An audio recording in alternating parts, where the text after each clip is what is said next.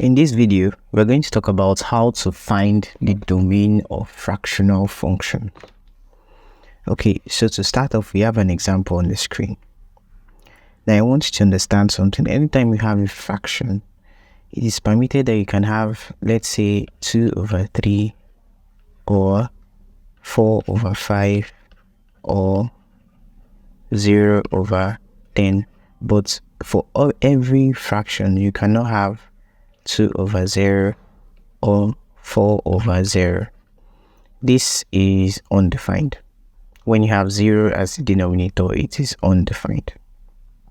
Okay, so that same idea applies to a functional fraction.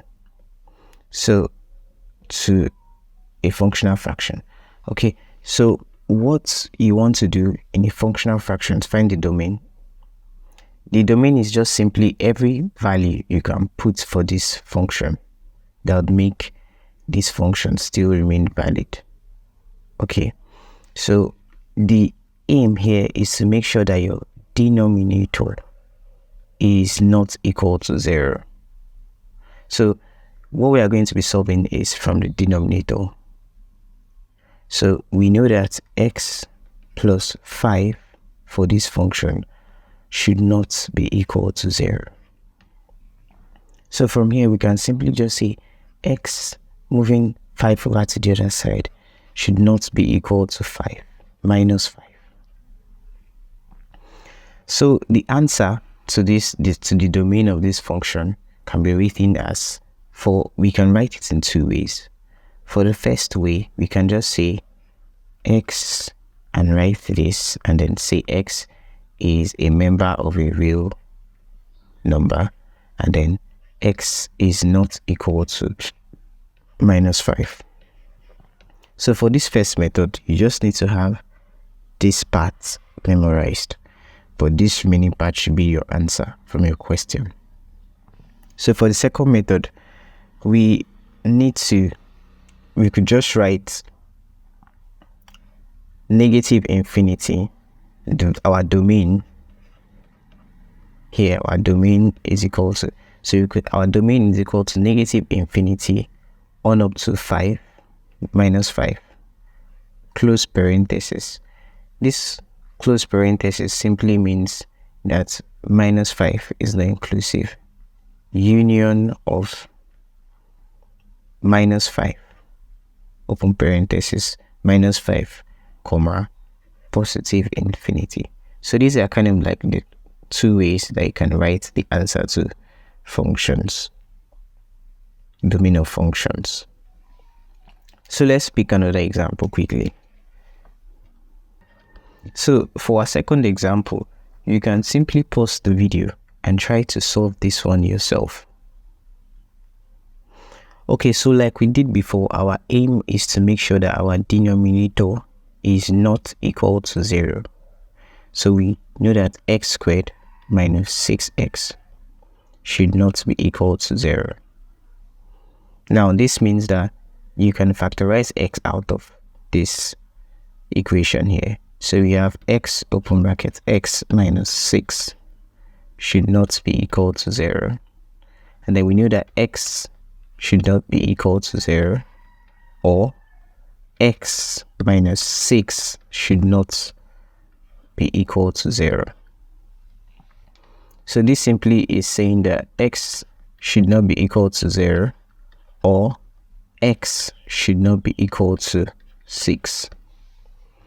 So to represent this in our two answer forms, we could say for our first answer form, we could say the domain of this function is simply x this, and then x is a member of a real number, except that x should not be equal to 0 and 6. And then for our second form, in case of if you like the second form, the domain can be written as, we know that from negative infinity on up to 0, okay, but 0 not inclusive, so we have our parenthesis. So you have your union of from 0 to 6. Both of them are not inclusive. Now, it is very important that I clear this. Anytime you have these brackets, the square brackets, it means that the number is inclusive for the answer. But anytime you have this bracket, it means that the number is not inclusive for the answer. So in this case, 0 does not belong in this place. So if you have between 0 and 6, it simply means this interval simply means 1, 2, 3, 4, 5. 6 not inclusive too. Okay, so let's continue. So for the last one, we have a union of from 6, that's after 6, to positive infinity. So you can pick whichever answer form you like and use them. So let's pick another example. For our third example, we have 1 divided by 9, square root of 9 minus x squared. So you can also pause the video and try to solve this one out yourself, although it's a bit different from the ones we've been solving. Okay, so for this one, this particular problem, we are still interested in our denominator. Okay, so for our denominator, we'll take a look at square root of 9 minus x squared. Okay, so unlike before, where our answer cannot be equal to 0, we need to note that for a square root, our answer cannot be less than 0. Okay, so we know that for a fraction, let's say a fraction of 1 over 2, our answer should not be in the form of, the denominator should not be equal to 0. So this should not be equal to 0. Okay, so for a square root, we know that it should not be less than 0. So that means that the conditions for this square root of 9 minus x squared will change a little because of the square root.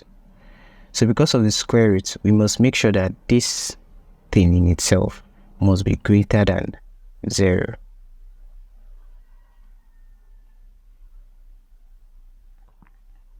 So, okay, so since it cannot be equal to 0 and it must not be less than 0, that means the answer must be greater than 0.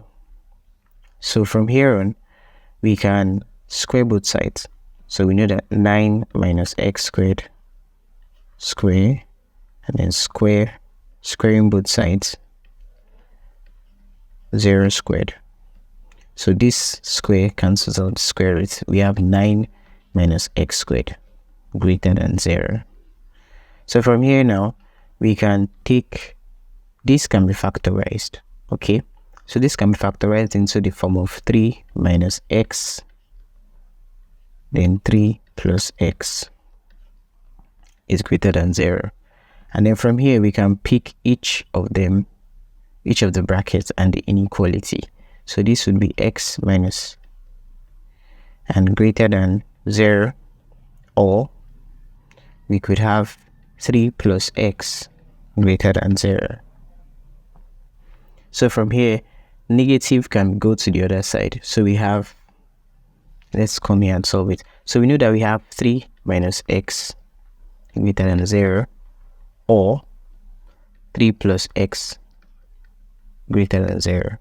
So 3 going to the other side becomes minus x greater than negative 3, or we know that 3 going to the other side becomes negative 3.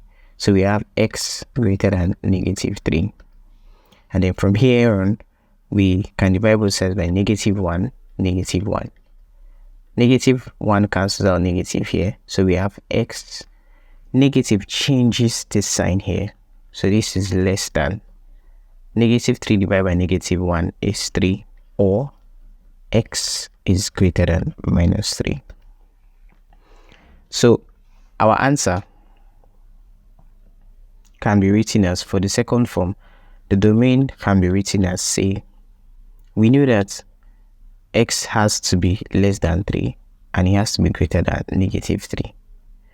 So for the domain, our domain would be between negative 3, because it is greater than negative 3, and then 3. So notice that they are not inclusive of the answer. So our answer has to be between -3 and 3. Okay, so this is our domain. Okay, so for our fourth example, we have a square root on the top. So square root of 9 minus x squared, this x squared, and then an x for the bottom. So the format for solving this one will change a little bit because we have a square root on the top. The way we solve it is that we solve for the numerator because of the square root. We solve for the numerator, and then we'll still solve for the denominator. Then we'll intersect our answers. So like we've been doing before, for the denominator, we know that x cannot be equal to 0. So that's the answer of our denominator. Okay, so for our numerator, we have square root of 9 minus x squared. So for a square root, then the square root has to be greater than or equal to 0. Because it is on our numerator, we are permitted to have 0 divided by any number for our numerator. So that's why it's greater than or equal to 0. And for square roots, it has to be greater than or equal to 0 normally. So from here, we can take the square of both sides. Square of both sides, so that square cancels out square root. And then we have 9 minus x squared is greater than or equal to 0. So from here, we can factorize this by saying this is 3 minus x, and then this 3 plus x greater than or equal to 0. So from here, we can take each individually and say 3 minus x is greater than or equal to 0, or 3 plus x is greater than or equal to 0. So from here on out, we can still say minus x is greater than or equal to minus 3, or 3x is greater than or equal to minus 3. So dividing both sides by -1 for here, divided by -1. So this becomes -1 cancels out negative. So x is less than or equal to 3, or x is greater than or equal to minus 3. So if you are representing this in a traditional domain form that we've been using, one of our domain forms that we've been using, so the domain could be seen as, for the numerator, the domain could be seen as between -3 and 3. For the denominator, the domain could be, for the denominator, so domain of numerator, and then this domain of denominator. So domain of denominator is between -infinity and 0, 0 not inclusive, and the union of 0 to positive infinity, 0 not inclusive. So what we are going to do is that we are going to intersect these two. So the domain of our function will be equal to the domain of our denominator intersecting the domain of our numerator. Okay, so if you had to, we know that on a traditional number line, we have, let's clean up space.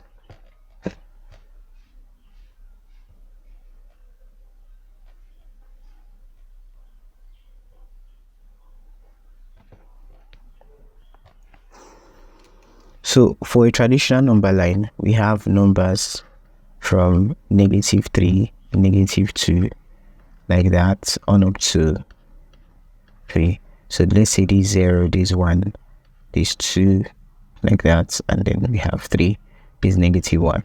So our numbers for the numerator is between here and here. Okay, so for our denominator, we know that it includes every number apart from 0. Okay, so to represent the intersect of the two, we are simply going to be saying from the -3 inclusive, so the domain of our function will start from -3. Okay, Domain of our function will start from -3 inclusive. So we have a square bracket, comma, and it gets to 0. Okay, so we have 0, but 0 is not inclusive, so we have a parenthesis, and then we have a union of the two. So the union from here to here is what's remaining. Okay, so 0 to 3, and then 3 inclusive. So that's the intersect of this and this. This is the result. So the domain of our function can be written as this. Okay, so, or we can still write the domain of our function as, say, like this. So x is a, like we did before, so we know that x can be on the interval of this, but then x cannot be equal to 0. Okay, so we can still write our domain of our function like this. So you can pick whichever one you prefer. So thanks for watching the video. If you liked it, share with your friends, subscribe, and leave a thumbs up. Thanks for watching again.